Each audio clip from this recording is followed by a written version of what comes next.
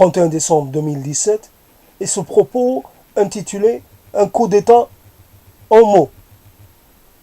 C'est vrai qu'on dit les mots du pouvoir. Le pouvoir en mots, sans les mots, le pouvoir n'existerait que de façon très, peut-être très lointaine, pas assez agissante.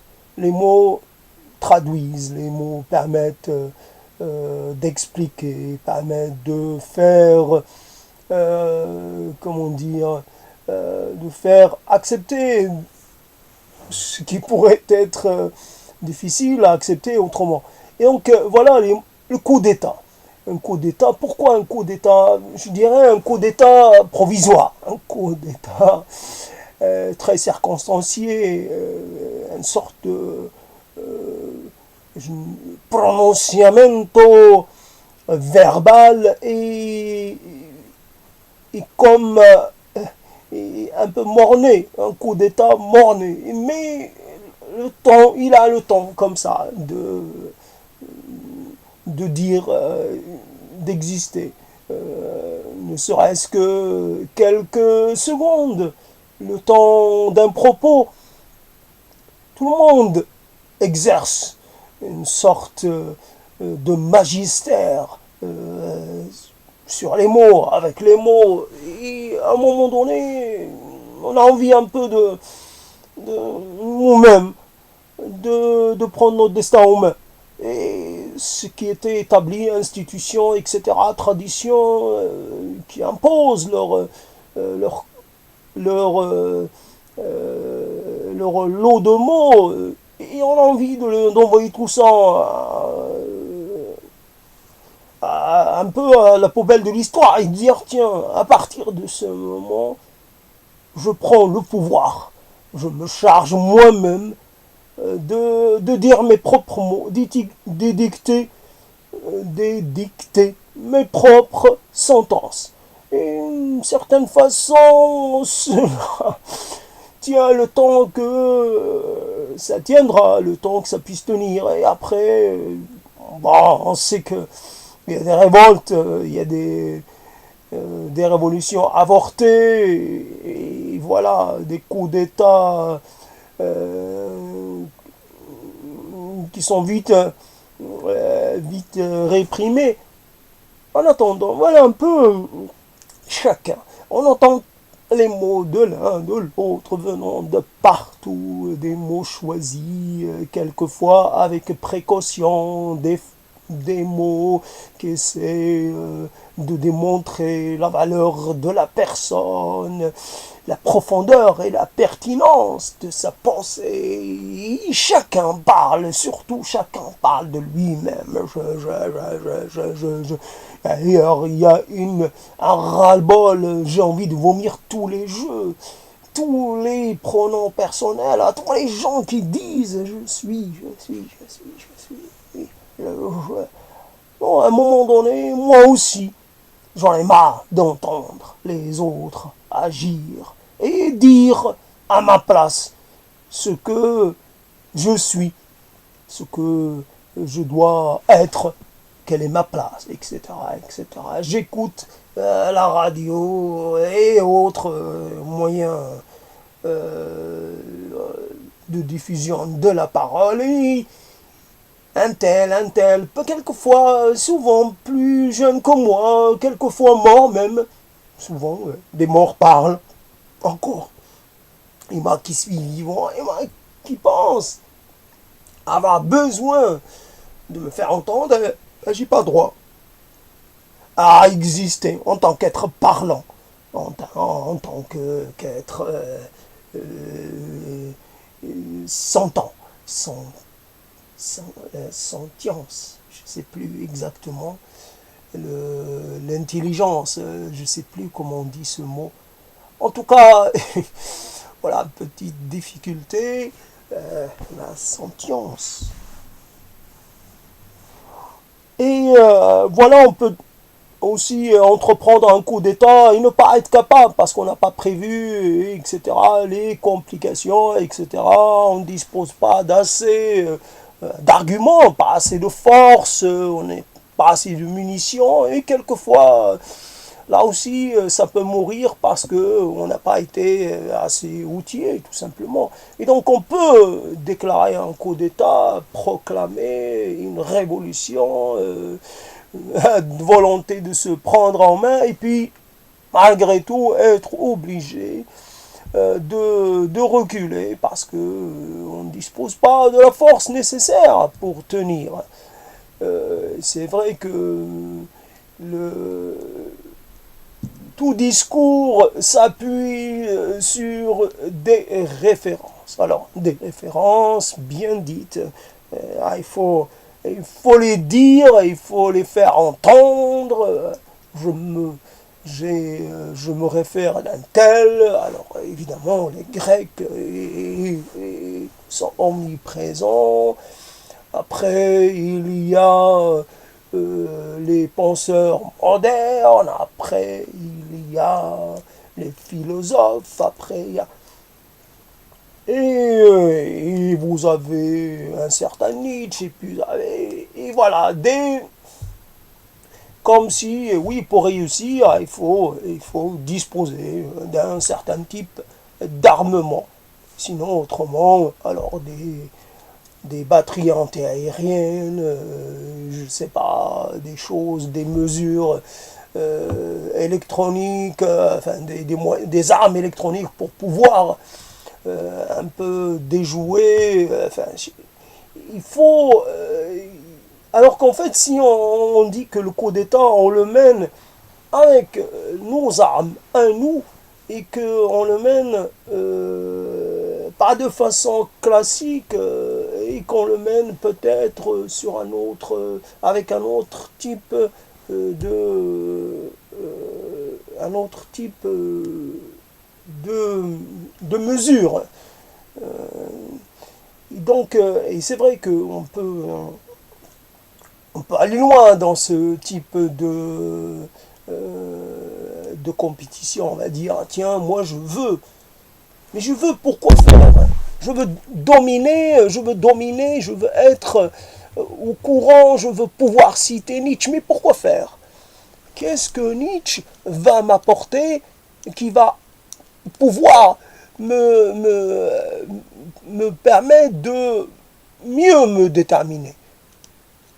Qu'est-ce que Nietzsche connaît de mon histoire, de ma personne et de la tradition dont je suis un peu... la tradition qui me pèse, dont je suis un peu le reste... comment dire... je suis investi d'une tradition, d'une certaine façon. Je peux essayer de m'en défaire, ça marche un moment, puis ça ne marche pas tout le temps. On est d'une tradition, et puis à laquelle on peut superposer autre chose, mais la tradition demeure, elle tient sa place, et elle bouge pas. Alors qu'est-ce que Nietzsche ou un autre va pouvoir m'apporter que je ne peux pas déduire par moi-même? Je vois les forces en action, je vois les contraintes, je vois les nécessaires comment dire, processus qu'il faut mettre en action, les processus mentaux, les processus sociaux. Je comprends un certain nombre de choses et je peux être en mesure de comprendre ce dont j'ai besoin. Après, entre la compréhension et le passage à l'acte, c'est là le plus difficile. C'est le passage à l'acte. Hein. Il y a des choses qui ne dépendent pas de notre volonté. Ce n'est pas parce que je décide de quelque chose que cette chose va m'être facilitée. Je peux désirer, mais mon désir n'est pas souverain. Voilà, c'est ce que je peux partager avec Nietzsche ou avec un autre. c'est cette inscription dans la langue, si je puis dire, cette inscription dans l'état d'être désirant, d'être euh, ayant des besoins.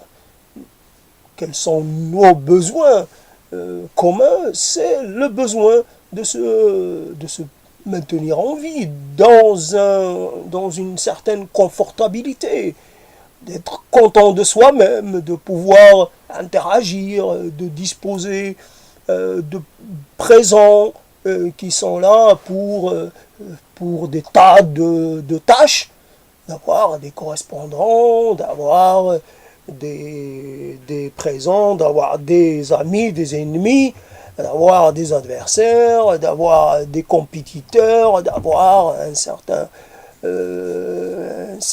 type de relations, d'existence sociale. C'est un être humain, la plupart du temps, inscrit dans un groupe et non pas solitaire. On ne survit pas longtemps en se coupant des gens. La légende des ermites, Anachorète ou autre, ben, je ne peux pas trop la croire. S'isoler le plus possible. Il n'existe pas d'isolement parfait, on a toujours besoin des autres, parce qu'on a un corps, tout simplement déjà. Et puis, à un moment donné, voilà, donc le coup d'État, le coup d'État. Euh,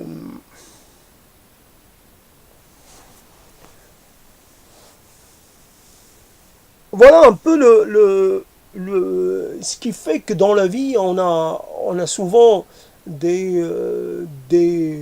convenus, c'est que on a beau se préparer, il, on manque toujours un peu de vigilance, on manque toujours d'à propos, on manque toujours comment dire, euh, de compréhension éclairée des choses. Nous sommes en permanence, voilà, un peu des êtres en apprentissage. Nous apprenons de nos erreurs et cela n'est pas suffisant parce que malgré l'apprentissage, nous persistons un peu dans l'erreur. Et quelquefois, l'erreur devient tellement ingérable que nous devons vivre avec, nous devons subir ses conséquences et c'est ce qui devient notre réalité. C'est la réalité issue d'un processus d'erreur. Et d'une certaine façon, sans erreur, il n'y a pas d'histoire. On ne construit pas d'histoire. Si je suis toujours d'une certaine façon dans un équilibre avec moi et le milieu, je n'ai pas besoin de faire un récit.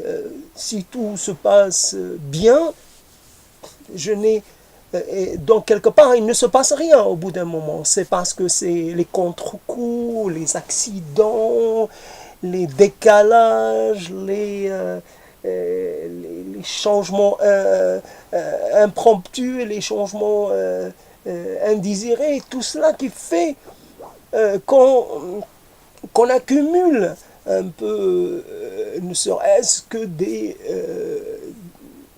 comment dire, on accumule un peu des impressions. Et on a des réactions, à se dire, un peu, tel moment, j'ai eu à faire face à ceci ou à cela. Et cela marque le moment, cela le singularise. Alors si je dois vivre des moments toujours pareils, dans un parfait équilibre, eh ben, il y aurait une sorte un moment, une sorte comment dire, il n'y aurait pas de différence, il n'y aurait pas de, euh, il n'y aurait presque plus de raison de vivre, d'une certaine façon.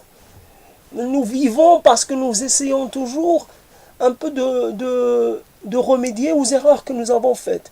Et puis, nous sommes toujours un peu dans l'attente, un peu dans une sorte nous nous demandons et si, comment nous allons réagir la prochaine fois que nous serons face à un défi.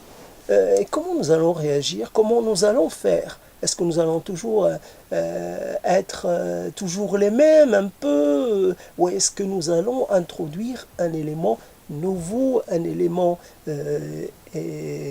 distinct qui va faire qu'il existe, que nous allons créer une discontinuité, c'est-à-dire un avant et un après. Nous essayons toujours d'atteindre à une certaine harmonie, à un certain équilibre, à une certaine perfection. Mais comme on dit, la perfection n'est pas de ce monde, comme quelque part, nous ne sommes pas seuls, et nous avons un corps qui change. Nous devons faire avec ce corps qui change et qui se modifie. Nous devons faire avec les autres qui ont toujours des réactions tout à fait imprévues à ce que nous disons, à ce que nous faisons à notre être. Les autres, et puis ils sont nombreux les autres, réagissent quelquefois de façon tout à fait incompréhensible à nos propres yeux. Ils ne comprennent pas, ils ne sont pas emballés, ils ne sont pas séduits parce que nous leur proposons, parce que nous devenons, parce que par nos propositions. Voilà un peu. Donc, un peu le coup d'État réussi, mais un peu maintenu en isolement. Voilà, non, une sorte de blocus. D'une certaine façon, on réussit à être en équilibre, mais avec nous-mêmes, mais les autres, nous, on réussit à être le seul dominant dans sa propre sphère, mais les autres ne sont pas, ça ne les arrange pas. Les autres ne sont pas tout à fait conquis par par notre action et par ce que nous avons fait. Donc il y a dans les, un coup d'État, et le problème des coups d'État, c'est qu'ils génèrent des processus d'instabilité. Un coup d'État peut générer un autre coup d'État, et finalement, l'instabilité devient une règle. Et nous pouvons entamer un changement, mais ce changement, il est quelquefois déstabilisant. Il est quelquefois plus dangereux que l'état antérieur auquel nous avons essayé d'échapper. Donc, c'est ça, c'est le problème de la maîtrise de l'intérieur et de l'extérieur. Nous ne maîtrisons pas notre propre intériorité, alors l'extériorité c'est encore plus inaccessible, plus hypothétique. Voilà un peu, mais nous avons cette capacité à être moi, Nietzsche, vous, un autre, encore un autre, à, à quelque part à habiter dans le monde des mots. Nous pouvons faire donc ce coup d'état qui consiste à nous saisir de certains mots et à nous les approprier dans notre propre sphère. À un moment donné, cesser d'être un subissant et devenir un actant, devenir un agissant, un peu plus...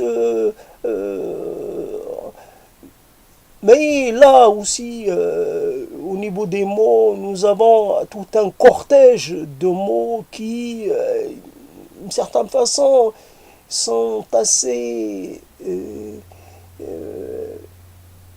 c'est comme, là aussi, une fois qu'on déclenche quelque chose, on ne sait pas jusqu'à quel point ça peut aller. On peut se proclamer Deus es machina, de sa propre destinée, et puis finalement, il faut assumer. Et donc, c'est. Et il y a des choses que nous ne pouvons pas assumer, nous devons. Quelquefois, il faut faire preuve d'un caractère résolu et exercer des ruptures. Et quelquefois, nous ne sommes pas toujours capables d'assumer les ruptures que nous avons initiées. Alors, la solitude, c'est comme maintenant pouvoir dire, et encore, je dis de façon les choses de façon mesurée, euh, que dire qui puisse exprimer ma liberté inconditionnelle. Et ce coup d'État que j'aurais euh, que j'aurais initié et qui m'aurait permis de prendre le pouvoir. Non, ce que je peux faire, c'est que c'est peu de choses. Je suis obligé de tenir compte. Dans le coup d'État, tout relatif finalement.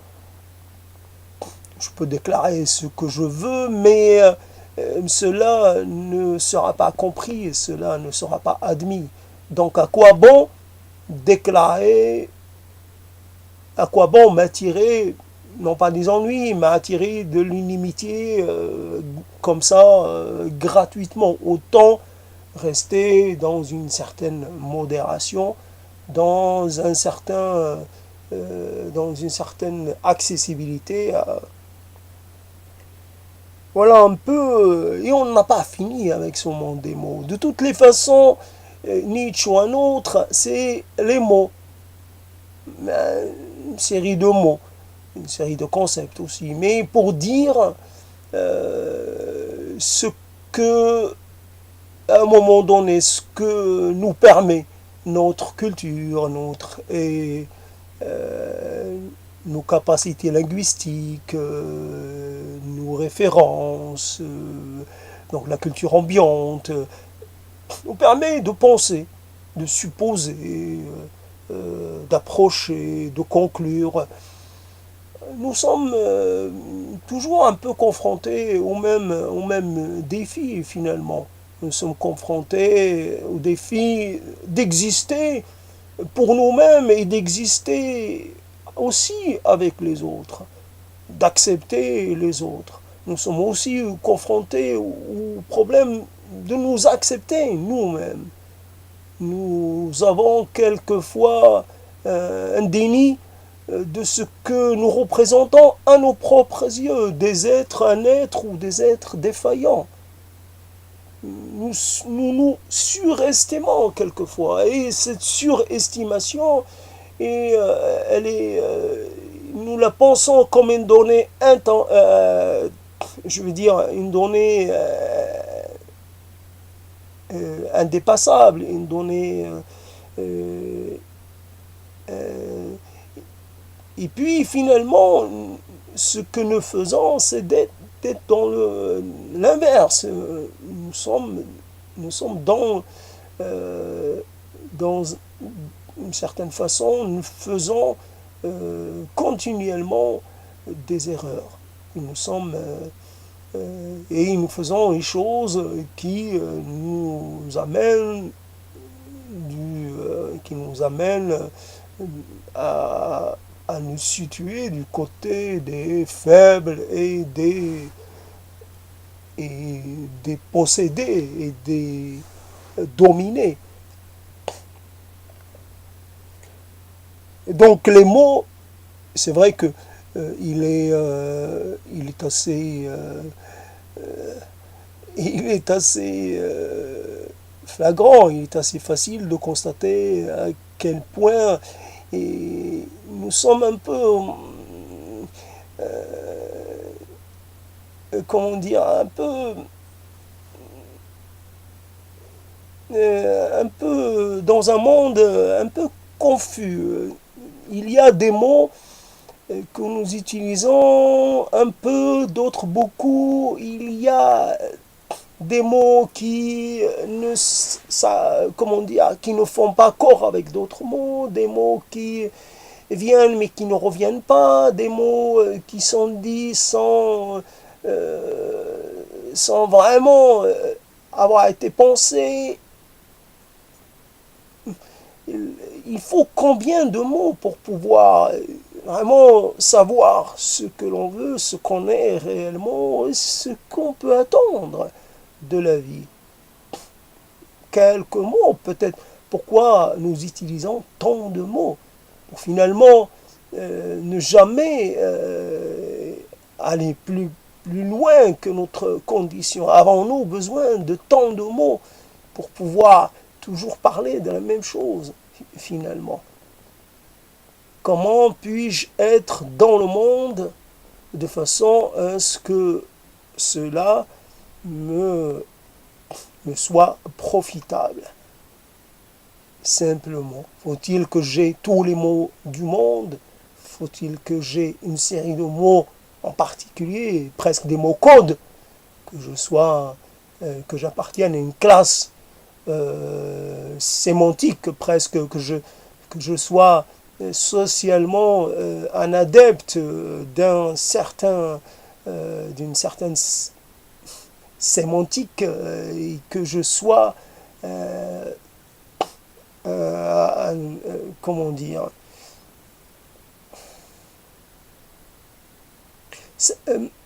quelquefois les choses se réduisent à quelques mots particuliers. Un être, à un moment donné, soit il est en paix avec lui-même, soit il est dans la non-paix.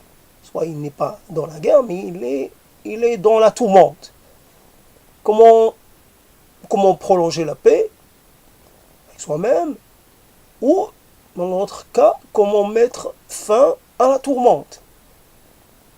Et voilà la question. Comment faire? Faut-il avoir comme compagnon Nietzsche et autres pour pouvoir répondre à ces questions? C'est des questions récurrentes qui se posent à tout le monde, c'est évident. Comment se préserver? Comment maintenir son être dans le maximum de confort possible? Comment permettre, la question qui vient après, comment permettre à son être de mourir tranquillement? Là, on arrive toujours, on ne peut pas échapper à la mort et à la question sur la mort, à la question de la mort.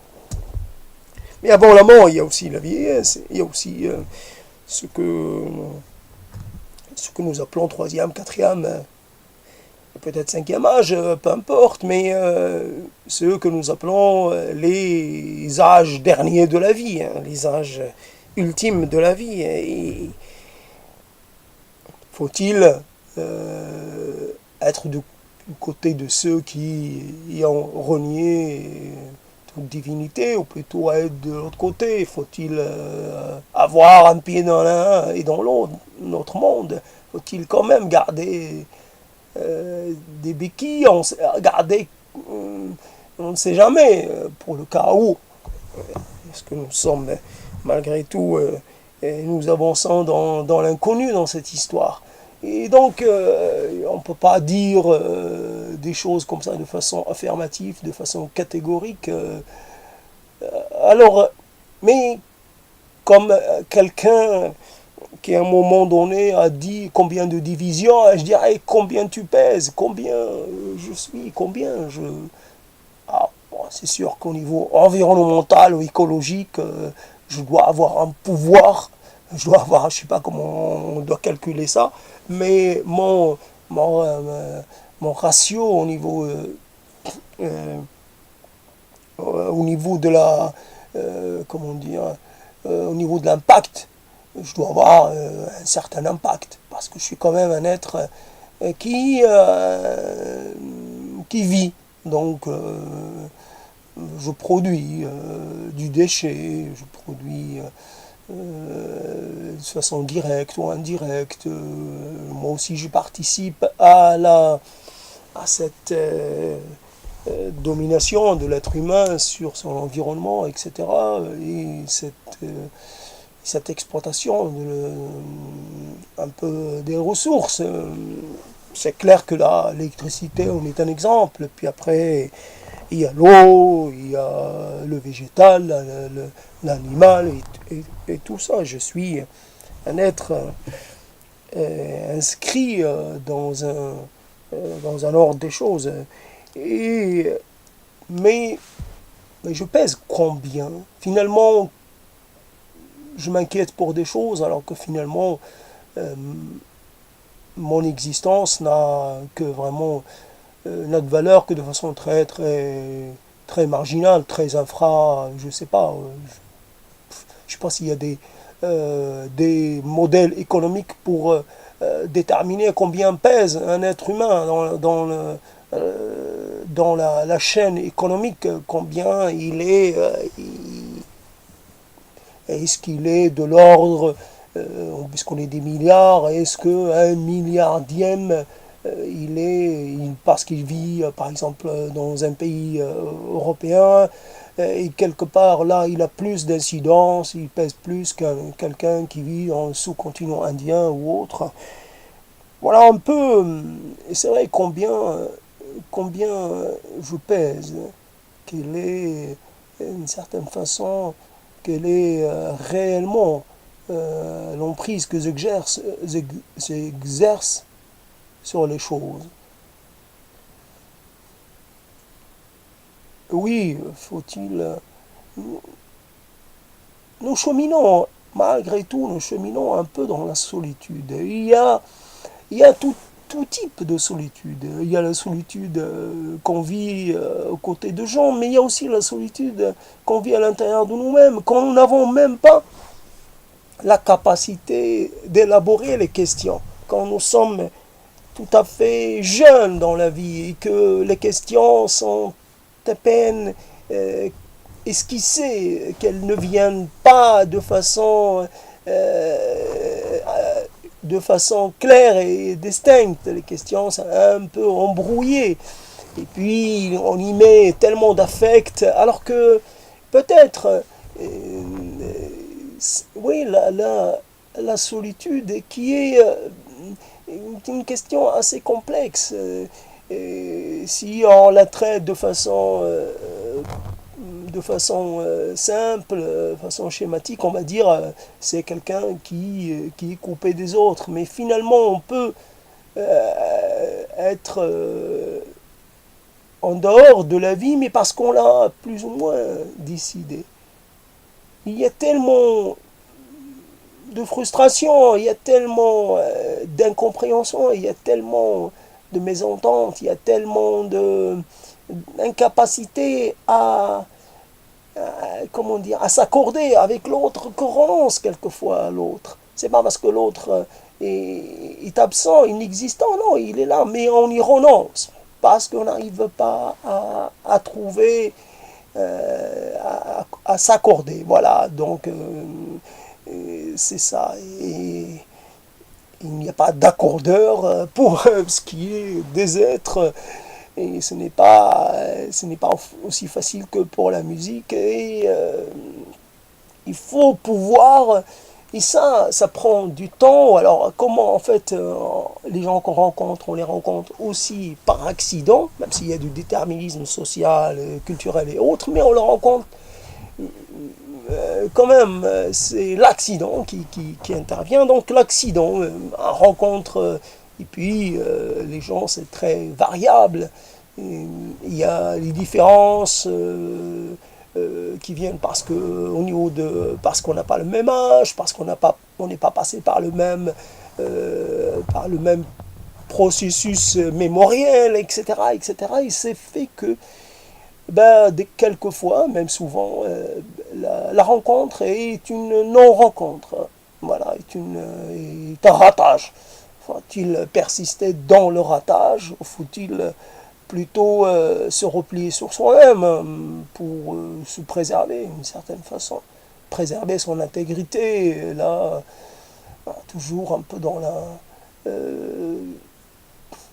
une certaine façon, on n'a plus envie de commettre d'impair, on a envie d'être un peu... et voilà un peu la gestion d'un pays à soi, la gestion de soi-même, de façon individuelle, de façon isolée. Nous isolons à l'intérieur de nos propres sphères, nous décidons de nous couper des autres.